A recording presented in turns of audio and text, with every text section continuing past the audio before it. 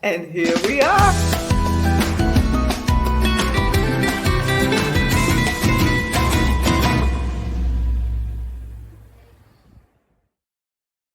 Balcony Banter. And here we are, hustling and bustling. Welcome, everyone. So today, Balcony Banter, we got a great topic for you. It's hustle culture. And yes, you have been already here hustling and bustling in the chat. And I'm just going to go quickly around and say hello to everyone.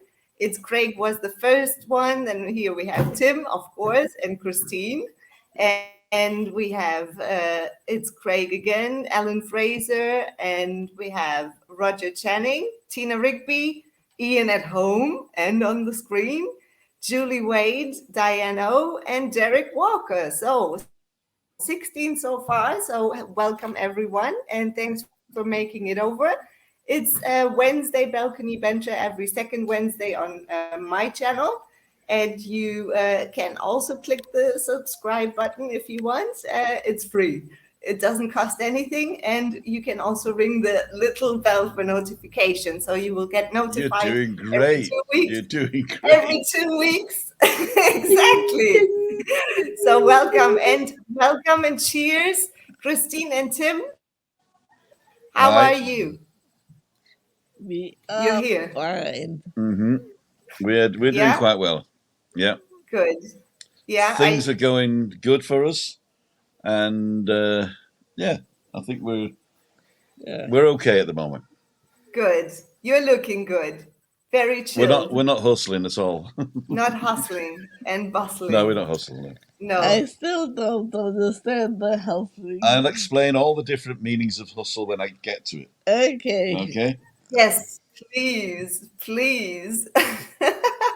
No, but you look very chilled and very at ease, which is good. But Ian, how about you? Wait till the end because we might dance the hustle. Oh, and then the bustle. I'm not going to do any more until the end. There you are. To the hustle. Something to look forward to there. Ian, how are you? Not too bad, but yeah, not too bad. Surviving under the cold here. Oh, but hi, Sarah, and thanks for all the gifts. I've got a gift for you from Sarah as well. Ooh, hi, Sarah. Oh, welcome in the chat here. And I can see Anne-Marie also popped up and Magic McQuaid. I've never seen that name before, so welcome. Yeah, he's on all the time. Okay, Eugene McGeever and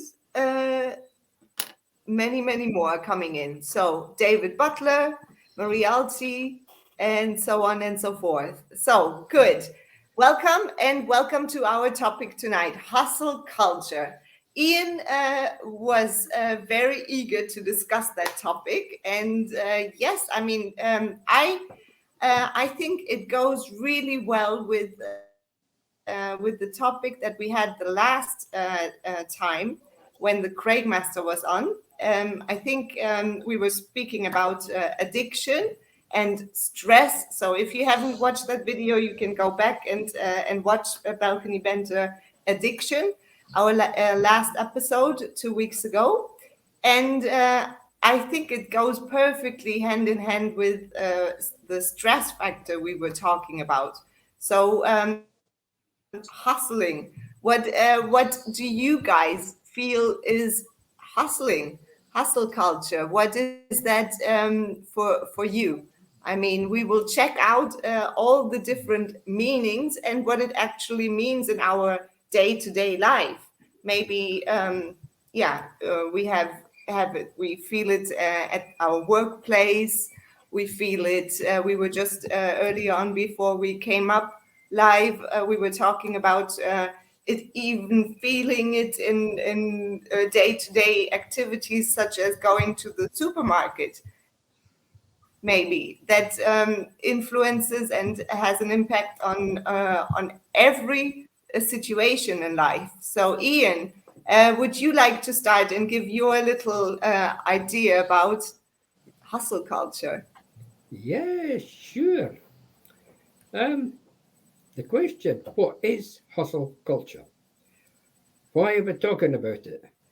Well, last year, the term hustle culture, it was used by some of our guys in the chat, and it was put on my to-do list. So, what do you mean by hustle culture? Glorified working hard, overworking for the professional success of yourself. Right. Let's give you a wee bit background into this form. This was reports that I picked up from various places, universities, and whatever, and I've actually put this together. Hustle culture fundamentally is about work dominating your time in such an unnatural way that we have no time to live our own lives. It's a lifestyle where career has become in your life and your environment that you work in and other aspects of being human. It's things such as your hobbies, your family time, and your self-care all take a backseat to this. So basically, hustle culture is a culture of hard work. It pushes yourself beyond your limits. In other words, outside your comfort zone. Mm-hmm. It's to achieve capitalist goals, such as your wealth, your prosperity, and your success as quickly as possible. This is happening to more young people in today's environment. So, let's see what you guys come up with. And yes, we have we'll already work around had. it. We already had a good comment here by Marialti. Just another word for burnout and stress, and he can play with your mental health. Yes, absolutely. Yeah, it's Yeah. also something you mentioned, Ian. Yeah, Stress you said factor. you said the word there actually, Marie, burnout and stress. Yeah. What were we doing last? The last show that we did was addiction. You become a workaholic. You forget about everything else that's happening round about you. Now, I know many people love to work and get out there and do their bit. But the bit you do more and you do more. At the end of the day, the word is burnout. You give up. You do yourself injury. Yeah. And as Marie says there, it starts with your mental health. And it snowballs. So I'll ask you, how do you draw the line? How do you get out of it? And I mean, is it something that has been is it just happening now, or has it been there forever? It's just now that it comes more maybe to the surface. And it's more obvious because obviously we have more internet to spread those news. So we become more aware of it actually. But is it just a phenomena that is happening now over the last years, or has it always been there? And how do you feel about that? No, I think it's always been there, and it was maybe more conceived as pressure from your superiors to do things within a specific timelines. It was laid down. Yeah. But I think with people working from home during the pandemic, that sort of thing, it sort of eased off. You didn't hear so much about it. Now people are going back. Many people are going back to their workplace. And And I find, or I hear, they're expected to do more. The boundaries that they're being set is much higher now. They have to achieve that wee bit more in their workplace. Okay. It's becoming more and more to the front now that people are seeing this. Mm-hmm. I think the young people are taking on. It's not just a case of work. They do work, and then the next thing they're on their iPhones, they're on their iPads, but they're always working. Your brain is always your brain is always working. You don't have you have no relaxed time. So Tim is on his iPhone now. What do you say about it, Tim? Well, I'm hustling because I forgot to put the link in my website so that people can come in and join in. Yes. So I'll be right back. I would like to put this comment again by Magic McQuaid's. My boss said, stress is a normal feeling nowadays. Doctors use it when they don't know what's wrong with you. I have a great boss. Okay. Good. All right. I mean, stress, yes. Our society is full of that, and obviously it's something very collective, and at the same time it's also the solution is very individual. The solution for it. So I mean, for instance, take the example traffic. Traffic can be very hustling and bustling, and we can get so stressed out about too much traffic, too many drivers that drive wrongly, supposedly.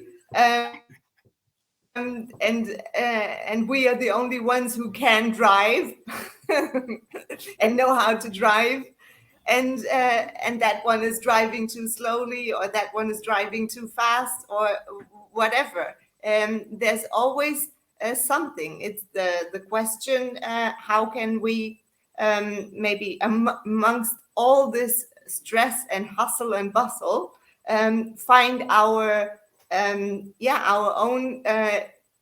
center, our own inner peace, and that is a big question to ask. How can you get in that moment of overwhelming feeling? How can you calm yourself down?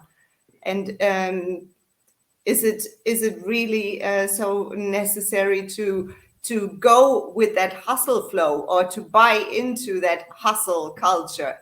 Do I need to follow that road, or can I just maybe step back and for my own self say, stop, I need a break? Because if we take that word hustle, it's being busy. So busyness, and it becomes nearly, it seems as it becomes nearly a sin to not be busy. Right. But at the same time, it's exactly that stopping that would increase maybe more productivity. What to gather thoughts again, to calm yourself down, and not to buy into this stress. It becomes difficult. Where do you draw the line? I mean, you said productivity there. It's okay. It's burnout culture. It's the productivity you're doing is actually, it's become toxic. Mm-hmm. This constant work. It's a change in your personal lifestyle, isn't it? Yeah, absolutely. And Marie Elton says a lot of people get caught up in their busy lives and work and find it difficult to relax. It is so important to have downtime and to chill and to unwind. Yes, absolutely. Yeah. Yep. You find the thing now. People working in large organizations. As Anne says there, get the downtime. Even the downtime is even a break at your lunch. I mean, many people have their lunch sitting at their desk, so there's no break time. It's likewise at the end of the day, your day may be finished, but you are still working. You're still working there. Many people take their work home and do it home, so they have no downtime at all. So how do we get through to them the damage that they're doing to themselves? Okay, Ian, let me ask you this. How do you create your downtime? How do I create my downtime? I just down tools and stop and go away. Now, okay. you may think that's funny, but I've always done that. It was part of my working culture. Even on big sites, you become a workaholic at certain times, but you have to create a bit of downtime. I just down tools and went away and put the kettle on and sat in the bucket and had my cup of coffee.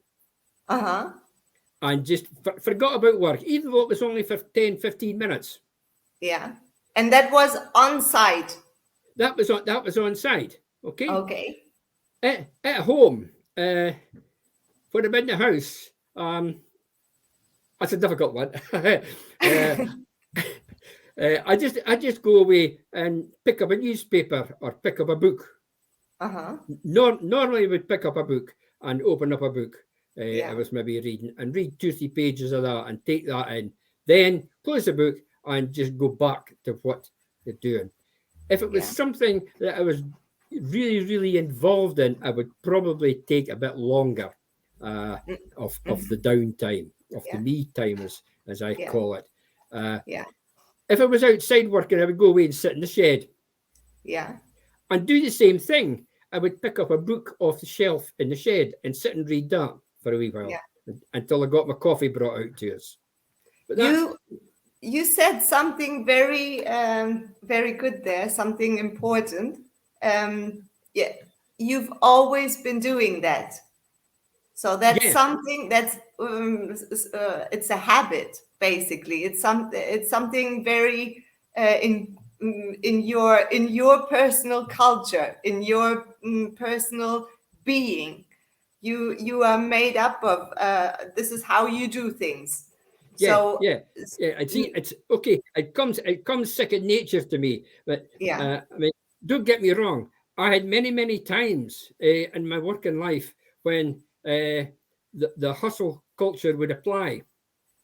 You have to be able to take a break. Now, unfortunately, I would say for many people working in a large office environment, it becomes difficult. The more and more that they work, it becomes more difficult for them to take the break, even to take the thought of taking a break. So something has to be done in these big places to try and make the working environment a wee bit more pleasant. Get the pot plants out, get big nice pictures and that up. Something just to break the sequence. I don't recognize this culture. Go on. I don't recognize this culture because I've lived in England, right? And in England, I did a few jobs. I was mostly manual work or sales related. So if you're sales related, then your hustle culture is a necessity because you're chasing figures, right? And in manual work, like stacking shelves in a supermarket, you got a certain amount of time to get a job done. And but this was years and years ago. I can imagine now that if you're an office worker now, and you have a manager, then I can imagine that it's different now. When I was working in Germany, it was basically we'd start working at 7:30 in the morning. You finish around about 4, and you were paid hourly, and you were paid hourly up to a very high level. So you didn't get salaried until you were außertariflich, which means you were negotiating your own contract. So the hustle culture in that respect was you set your own goals and you achieve your goals, you overachieve your goals. So there was no manager there giving you unreachable goals and putting stress on you. And at 9:30 in the morning, we'd all stop work and go for breakfast. You'd still talk about work at breakfast, but it was a break. And then lunchtime was 11:30. So they'd do the same again. They'd stop for an hour or an hour and a half at lunchtime. And then in the afternoon, it was always somebody's birthday. So at 4 o'clock, they'd break out the beer and they'd have a break chatting around that. So that culture was in the, let's say, 80s, 90s. Yeah, it changed a little bit. And I think that then I left to go to America. Now, in America, it was totally different. In America, people were proud to be working 60, 70 hours a week. And they felt that if they weren't working 60, 70 hours a week, they weren't managerial or executive material. And I used to annoy them by saying, well, if you're working 80 hours a week, it's either a job for 2 people or you're the wrong guy. Yeah. So the hustle culture is basically you accepting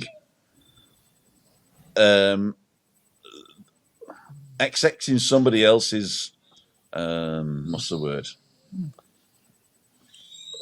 Limits on what you can do. Now, if you set your own limits, like Ian has always done, it sounds like, then you're not affected by this.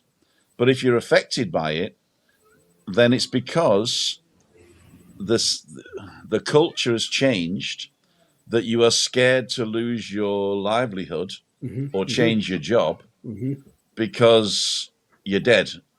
Most people are living now, they couldn't do without next month's salary. You know what I mean? And it used to be that you could live a couple of months or 6 months to look for another job. But nowadays, most people, and I would say 80% of people, can't live without 2 months' salary. And this is your problem. So it's the taking advantage of the precarious situation you're in, which is a political decision, obviously, in whichever country you're in, and also a cultural byproduct of pride in what you do. Yeah. Yeah. So the hustle culture for me is you've got to the stage where you can't change your job. You can't just give up work and say, I'm going to look for something else. And therefore, you're at the beck and call of the person making the demands on you. And it's basically slavery. It's called wage slavery. And they let you run away for 4 weeks a year, which is called holidays.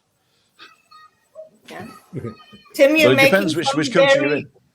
Good comments there, and talking about your own life experience working in obviously in different countries such as Germany and the US, and I feel there is a shift in or a mindset shift from a culture which is very much from thinking from I have to have, so then I can do, and then I can be. And there's a shift going on now, and those 3 words, have, do, be, become more be, do, have. Yeah. Like just going back to the German, after we came back from America to the Germany, they put in rules and regulations to say you're not allowed to email people outside working hours. So you couldn't you couldn't give a subordinate a job outside of working hours, and also we were told don't answer or turn off your email when you leave work. You know, and so I think there was a lot of pressure with the workers' union. I mean, in Germany, you've got workers' unions in your company. They're part of the company. You know, it's not like an external union. It's like the what do they call it? Betriebsrat. It's the Betriebsrat, which is basically a council of workers. It's a workers' council, basically. And they negotiate fair and honest working conditions, which I don't think exists in a lot of countries. I think Britain and US have thrown that out the window, and then unscrupulous managers are taking advantage of that. And also the people who are worried they're not going to live to the next paycheck are the slave to that. So there's a lot of factors coming into this. And what they don't understand is that the more ill you make your workforce, the less productive you are. So they're shooting themselves in their own foot, you know. So what you really need is to stand back and take a deep breath and say what type of country do I want to live in, and what type of services do I need to support people, and then pay for those services, and maybe also what kind of sacrifices am I personally able to make? No, able's the wrong word. Able is the wrong word. If you're using the word sacrifice, the only word you can use in that respect is willing. Exactly. Able and willing. Those are two important questions to ask. Am I That's able? true. Yeah, sure, I am able. But am I also willing? Because there's wishing and wishful thinking. And yes, I mean, we all want better. But are we prepared to make certain changes? And I'm coming back to the concept I was talking about earlier, about the have, do, be. So I have to, that is a form of thinking. I have to have such and such to be able to do such and such, and then I can be such and such. That is a form of thinking that is gradually shifting, and I think it is happening very strongly in our society right now, especially amongst younger generations. Instead of such and such, do you have a concrete example going on, and it's happening that people are being more to be able to do more, and to do maybe more and better, and to have more in the end, which is oftentimes it's taking a step back, yes, and say, no, I'm stepping out of this hustle and bustle, and I need right now to take care of myself, to be able to be more productive. My father actually, when it was the 70s, 1976, he was in a high-powered job in Manchester in the rag trade, and he was offered directorship of this company, or on the board of directors of this company. But his job really was weird, and there was a lot of stress in his job.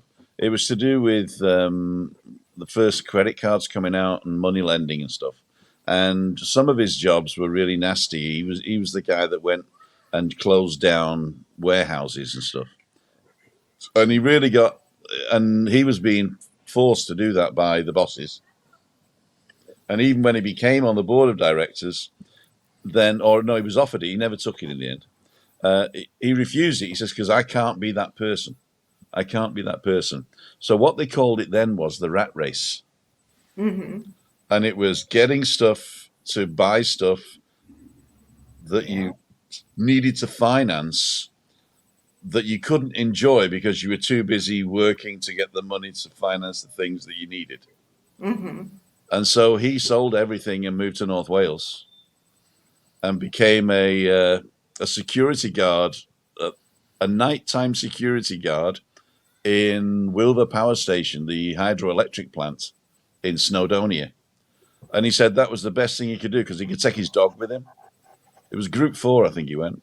So he Yeah. took his dog with him and sat with his coffee and did his rounds. And so that helped him. So getting out of the rat race. And I Yeah. think if you're in a rat race, sometimes you don't even know you're in it. Yeah, exactly. But you got to get out. Yeah. You know? And it's definitely a sacrifice you're making. I mean, it's not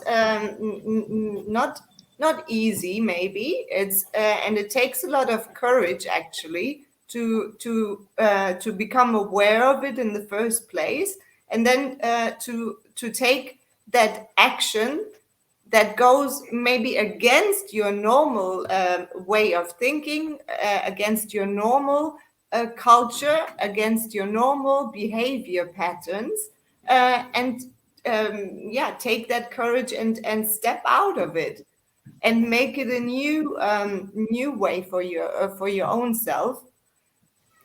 That sometimes That happened to me. I think I learned from my father. I was yeah. 17 years old, and I had the option at the time to either go to North Wales with them or move out. I was living at home at the time, or move out and get a flat. My brother moved out, and I went with him. I said, I'll come for a couple of months, see if I can make a new start there. So I think a lot of people have said it to me coming here as well. I mean, but we've done it all our lives, haven't we? You really just need to make the decision. And a lot of people say you're brave, and I've always said, no, I'm not. I've just made the decision. But now I realize that for some people, it is such a horrible feeling, the free fall. You know, after you've been sort of in this rat race where you're getting the money to pay for the things that you need to do, and if you don't do it, then you lose it, and and then to sort of stop that and say, I'm going to do something totally different, but there is going to be a period where I'm going to struggle more. That's scary for a lot of people. But if you don't do it, then you end up with mental health problems. Exactly. So it's easier to do it and end up with mental health problems or not, as to not do it and guarantee yourself to end up with mental health problems. You know what I mean? Exactly. So if there's anybody listening to this, it's any decision is the right decision. Indecision is the wrong decision. Yes. Indecision. It's a very good word you're giving there. Indecision is creating a lot of doubt and worry, and it's not creating a Tim doubt or a Christine doubt. It's creating doubt, the bad one, the one that we don't want. Only Germans understand that, you know. Only Germans understand that because they can't hear the difference between doubt and doubt. Exactly. Right? Yeah, and a lot of people don't believe me that those two words sound exactly the same to Germans, right? Yeah. Doubt and doubt. Yeah? Doubt and doubt. Yeah, they sound exactly the same. Oh, and I've never heard it before, that joke. Never. No, I bet. Especially living in Germany. Of course. So basically, what you need to do then, I said at the start, you've stepped outside your comfort zone. So step back into your comfort zone and look after yourself. Or change your comfort zone. Now. Yeah. We are always changing comfort zones. So when we step out and overcome our terror barriers, our fear barriers, then obviously the new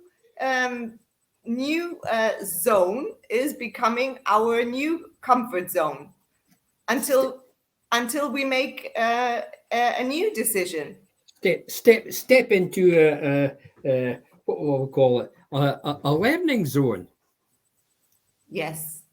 Step out your comfort zone, step into a learning zone, and start looking at things you've maybe done, or looking at things where you could improve on things. Yes. Make maybe a better idea for making decisions. I can't hear us. And what's this one? Indecision is still a decision. Yeah. You are making a decision not to make a decision. Yes. Exactly. Absolutely. But what's the outcome? That's the question. So, Ian, I mean, you have been making good decisions, good decision, I would say. But for your own self, you have been doing great over the last year, deciding to be on board here with us. And how do you feel about that? It's just a decision, as I said to you once before. A decision I made last year to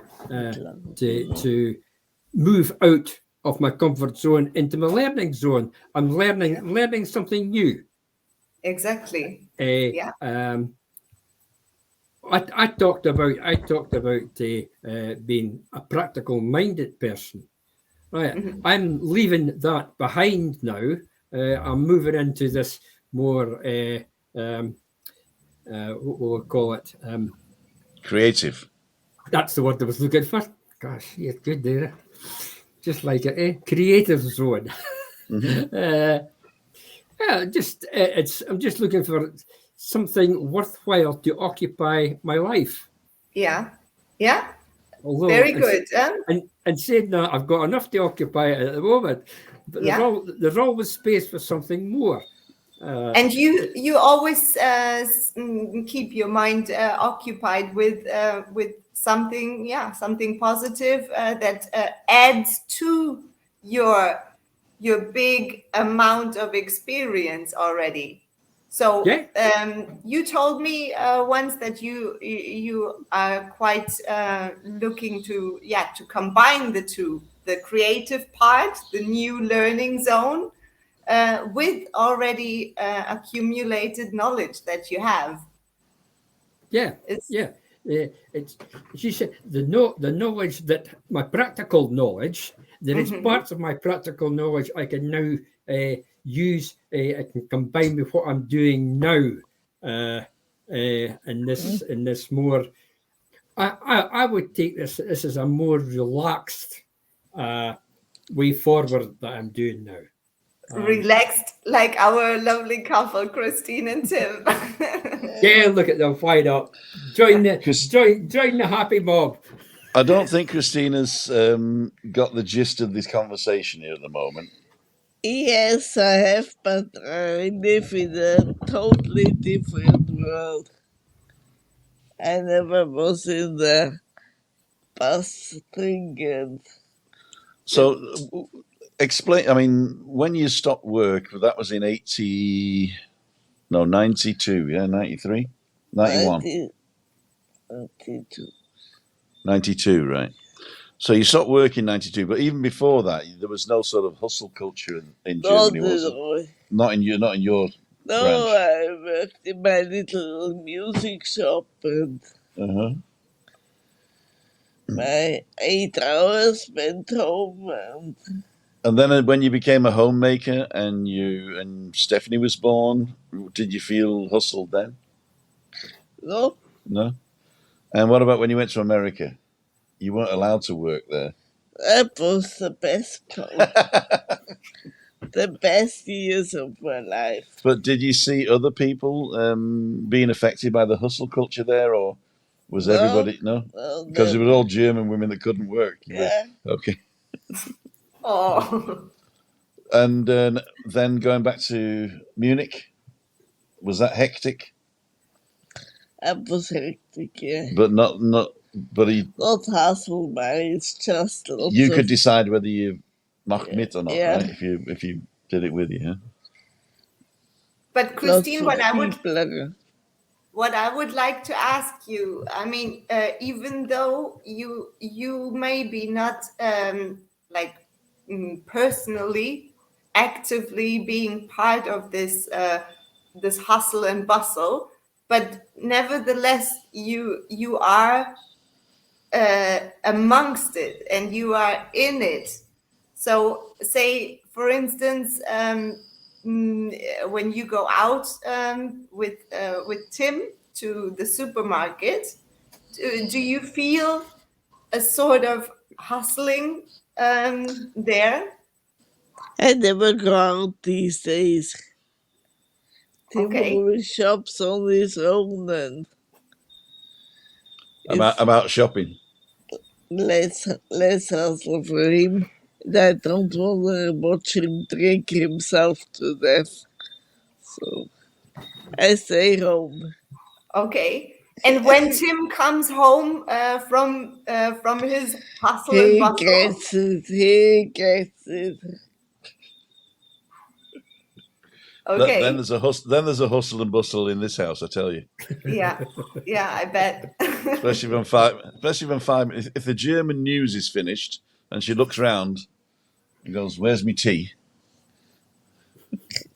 There you go. No, but going back to, I think you may have experienced hustle and bustle in Munich when we went back to Germany, because we didn't live in Munich. I rented a house in Munich whilst we were in America for when we came back, and Chris wasn't involved in the decision, and I made a totally wrong decision because I was hustled and bustled. I was flown over on a Friday night to meet a guy on a Saturday morning to show me 6 apartments and a house, and I took the house, which was a total waste of time, but And way too expensive. way too expensive and everything. Way too big.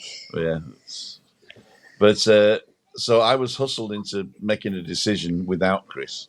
Then when we moved over, there was lots. But I mean, you could decide whether you wanted to be in that, right?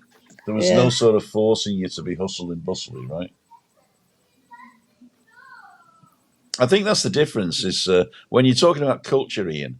I think it is a very, very important part of the political system you're living in or living under, as to how you cope with things like hustle and bustle. I think that the feeling in Britain at the moment is that you can't change it. Is that it's the way it is and there's nothing you can do about it. Yeah, I agree. I agree with that statement. It is the way it is at the moment, and it'll take something. I'll tell you exactly what it'll take, but I don't want to get political on Juliane's channel. Yeah. Thank you.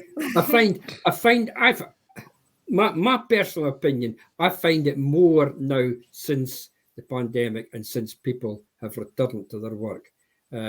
It's more to the fore now. You can see it. It's obvious now. It's obvious in everyday life. That's my feeling on it. Yeah. I think you all need to come over to here and get the manana culture, man. Yeah, well, there we are. Now, come on. They tell me it's quite busy out there. There's quite a lot of hustle going about on the streets and that. It's at night. It's very, very busy, I was getting told. It is busy and hustly, you know. I mean, I think the manana culture is for locals, but the tourist industry is very hustly. But I think that the people working in the tourist industry are okay. If you're working in the front of customers, the people that you'd actually see, then I think that those people choose that lifestyle. Because they're into it. There might be others that are working in the background in the kitchens and cleaning and so the things that you don't actually see. But again, they can go home to their families and they don't have to take cleaning home.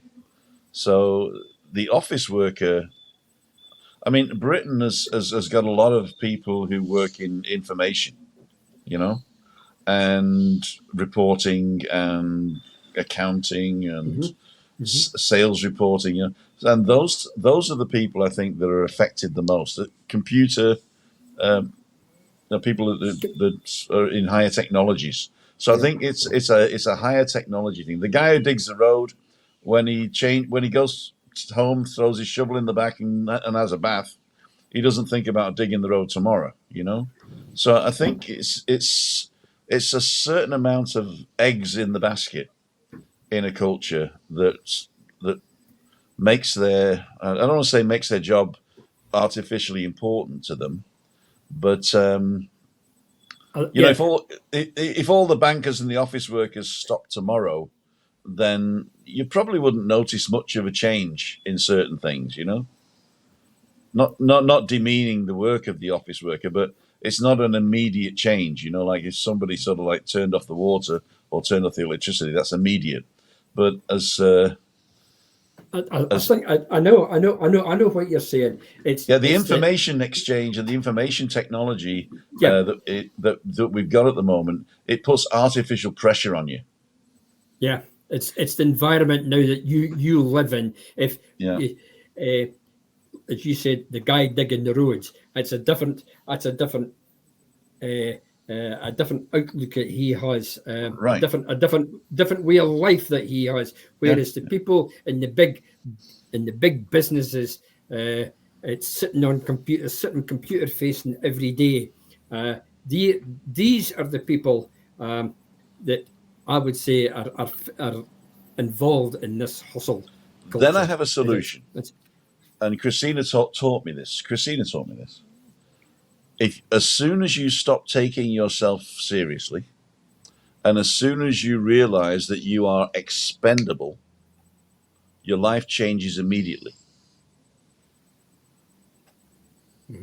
Expendable?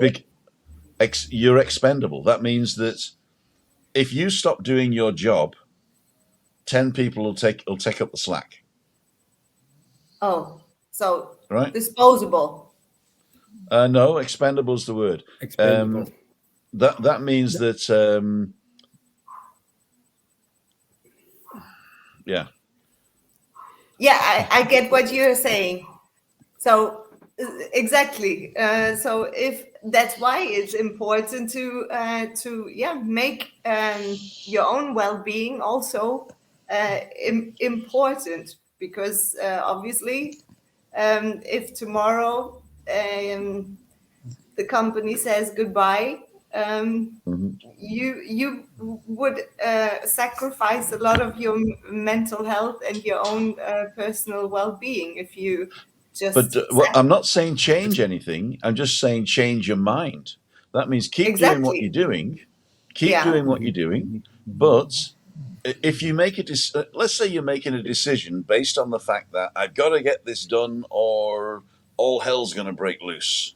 Exactly. That's stress, right? Mm-hmm. And if you say, if I don't get this done, I'll do it tomorrow. Yeah. Then it's exactly the same. Whether the weekly report comes out on a Friday at 8:00 or whether it comes out on a Saturday morning may not be the big thing that you think it is. You know what I mean? Yeah. So when you're doing something with information and working in an office, then yeah. A lot of the pressure is not done by the boss; it's done by you. And that's why self-inflicted. Self-inflicted. So a lot of it is. I'm not saying that there are bad bosses out there and they do pressurize you to do stuff, but then all you need to say is get out and get another job. You know, I mean, if you've got a bad boss, you've got to leave because you're not going to get rid of them. They've risen to the top for a reason, so the company's all bad, you know. But if a lot of it is the pressure you're putting on yourself, or I mean, I'm a perfectionist, which means that I never start or finish anything, you know, because only God is perfect. I used to think perfectionists were people that did perfect things, but perfectionists are they can't start because they realize it's not going to be good enough. You know, I'm serious. I've learned a lot. I have learned a lot, right? You know, it's like, shall I blitz the kitchen and empty all the cupboards and polish everything, you know? And then I say, oh, I'm not going to finish that tonight, so I don't do anything. You know me, Lenny. I have a problem. I have a problem cleaning cutlery. I'm as crazy as the next person. But it's a lot No, of the dishwasher for that. I bought a dishwasher and I don't use it. Oh, what would we do without your sense of humor, Tim? Really, isn't that also You know, a great that saved solution? that has actually saved me a lot. Yeah, My I sense of bet. humor has saved me a lot. Yeah. I bet. And it really helps break through the ego. Yeah. So what do we have here? Diane also has a lot of great points made tonight. Worked in France and saw a different environment 20 years ago. Working from home during the pandemic has blurred the lines for people, and that has carried on. Yep. Yeah. Yes. Definitely. Yeah. Yes. I mean, I'm wearing my pajamas below the.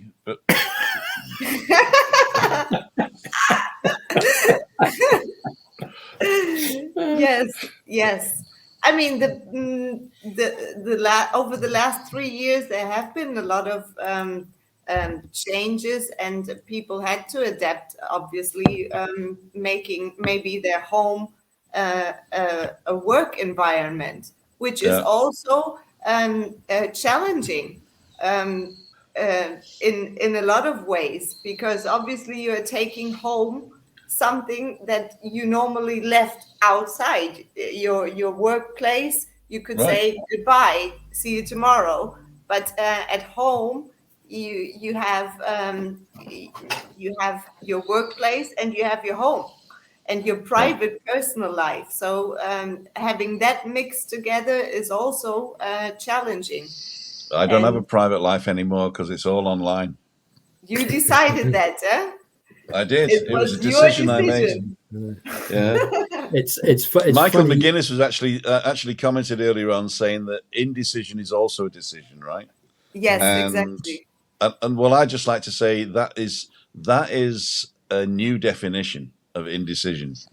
And it's a new definition of people like yourself, Juliane, and the mind coach, that there's a lot of, you can sort of have your own truths.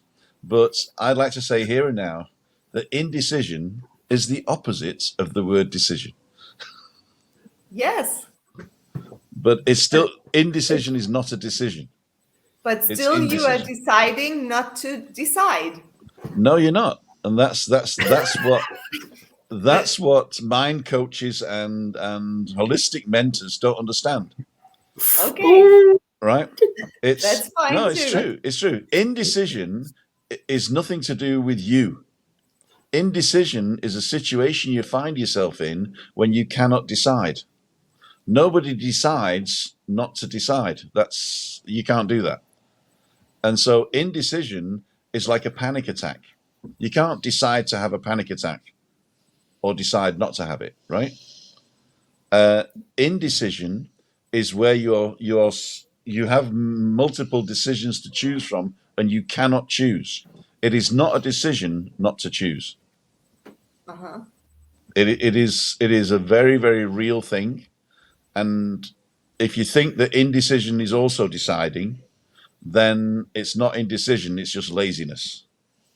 But indecision is a real thing, and it is the opposite of being able to decide. So indecision is the inability to decide, not a decision. Okay. The word of Tim has spoken. Okay. All right. Okay. But it's only for important stuff. No. Because indecision is when I don't know whether to put jam or Nutella on my bread in the morning. That's true, but that's not a decision. You're not deciding to not decide, are you? Or do you decide to Nah. Oh, Tim, what do you want, Chris? Do you want jam or Nutella? I don't know. Well, make a decision. I don't know. I can't decide. Well, I'm here in the kitchen. Make a decision. I've decided not to decide. McKay! Yeah. Hey, that was to be a topic for future weeks. Decision. Yes, absolutely. You've summed it all up in 10 minutes. Well, I'm not sure when to do it. For you. Should we do it next week or the week after? Or maybe the week after that? I don't know. See. I'm deciding not to decide. There you go. I'll decide for you. Load of rubbish. Indecision is the inability to decide. Anne-Marie Elton says, I work from home mornings and feel more productive without distractions in the office and don't miss the commute in heavy traffic. However, I do miss the interaction with work colleagues. Yes, we will Anne-Marie Elton, definitely. I know exactly what you do in the mornings in your office when you're working. I think that's a statement that covers for many people. It's on part time, whether they're working at home or whether they're working in the office environment. Is the when they're in the office, it's the togetherness. And the togetherness chat that they have in the office environment, whereas everybody home, hated me in our office, so I was The never banter. invited to the parties. no. The banter. Well, yeah. Mr. Know-It-All, they call me. So, Mr. Juliane, Know-It-All. what do you find in your line of business is hustle? Well, like as you guys probably noticed a couple of weeks ago, I decided to stop the hustle. So I had to cancel.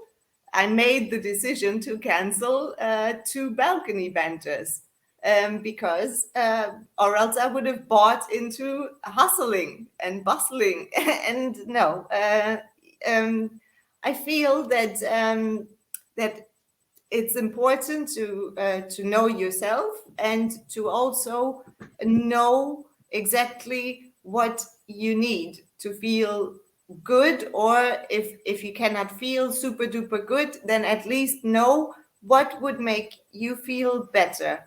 What do you need to give to yourself in that very moment? And then yes, obviously it comes together with making sacrifices. So I had to sacrifice a balcony banter, which I was not so super duper happy about, but I knew exactly that there have to be certain priorities, and yes, and then it's easier to make certain decisions. Yeah. When you did that, I made the decision to go down the pub and do balcony banter from the Monte Cristo. There you go. Christina, me coming home late on that balcony banter night is Juliane's fault. Yep. Sarah Childs sent you some gifts, by the way. I have them here. Oh, thank you. I hope to see you still, Sarah. I don't know how long. No, she's leaving tomorrow morning. She's leaving tomorrow lunchtime. Yeah, she was here a week already. Are you here? Are you in the south now? Or are you still in the north? I'm in the north. Okay. In the north and south. North and south. That was a decision you made as well. Yes, exactly. So, what's happening to the people that you were serving here in the flesh? Have they gone to online customers now? I'm still serving my clients in the south, definitely. So I am still traveling to the south. So you're commuting? Yeah. Not every day, of course. But when you have a meeting here, you're here, right? Yes. So offline, later on, let me know when you're here and we can meet up and I'll do the thing. Exactly. Next Monday, by the way, just to give you an idea, next Monday, Meetup Monday, is probably going to be a load of people. So if you can make Monday night in the south, Juliane, I will let you know. Okay, that means she's not coming. Oh, how can you say that? Pressurized. No. Well, I let you guys all know, the ones that are commenting here in the chat. I will let you know in a message when I'll be down south. Okay. There's an interesting comment here. Angry Velo says, I work from home and attempted to get a digital nomad visa to work in Tenerife, but the income from my apartment was more than 20% of my income allowed for the visa. So the digital nomad visa only allows you to take that visa here if you're less or 20% or less of your income is from a non-Spanish thing.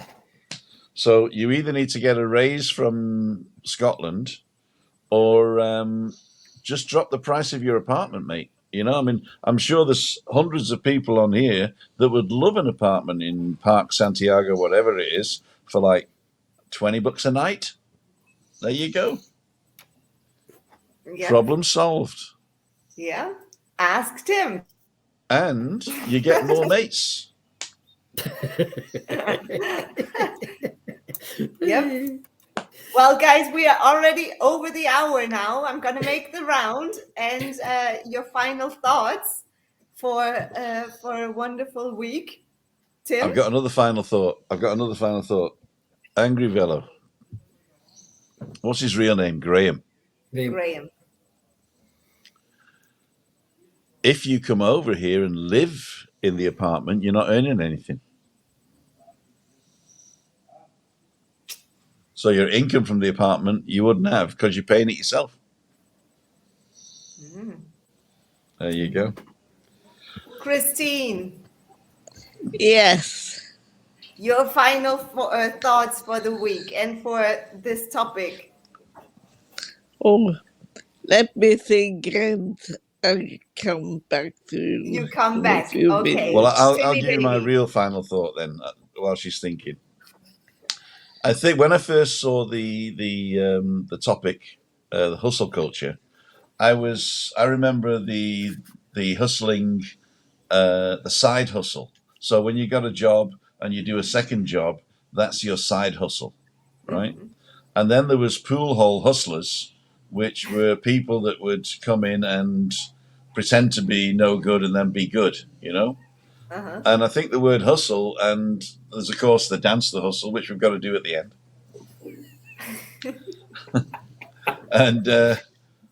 And also there's this, what I really realize now is that it is people in power hustling people with no power. And that is disgusting. That's my final word. It shouldn't happen. Revolution, brothers. Ian. Yes. Your final thoughts. Yes. I'm glad I picked that up in some of the past chats last year.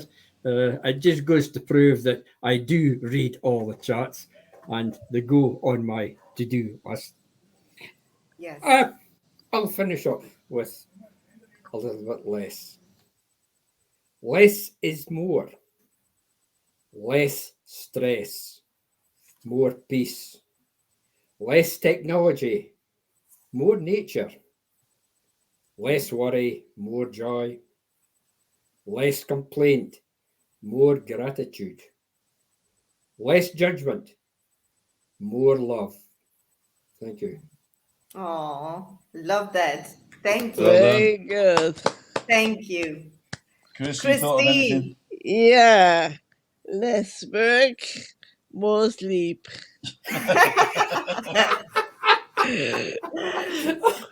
We'll go for that. Oh, No, I wanted to say I'm just glad that I never was in this Rat race. hustle. Hustle culture. Hustle with a U, not hassle with an A. Hustle. Hassle culture's next week. Alan Fraser's works phone test is successful. I want to thank you, everyone here in the chat, also for your wonderful comments. If you want to comment after the show, please feel free to do that. We will definitely, Ian and I, definitely read it all and also go through the chat again. And yes, look at this wonderful, wonderful view. Yes, those lovely sunsets from the south. They are beautiful. Yes, and well, my final thought We're going to go for Just the be, wonderful view for the last minute here. Oops. yes, Just one. while you are preparing. Okay. Yeah, Look, Anne-Marie says, good thought, Ian. Oh, thank you, Bye for Andy. now. Yeah, Thank you. Thank you. very good. Absolutely. To be more